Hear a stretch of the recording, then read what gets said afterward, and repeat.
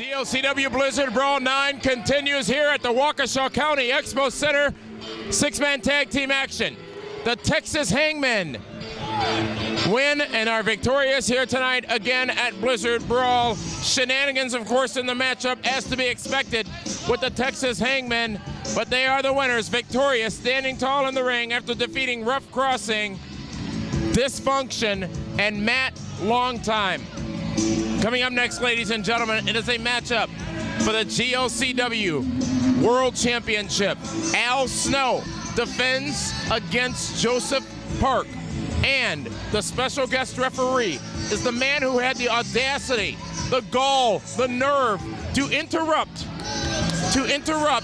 the Lifetime Achievement Award presentation to Ron Simmons earlier tonight. It's an utter lack of respect for the latest inductee into the PWR Hall of Fame, Armando Estrada, the special guest referee for that matchup.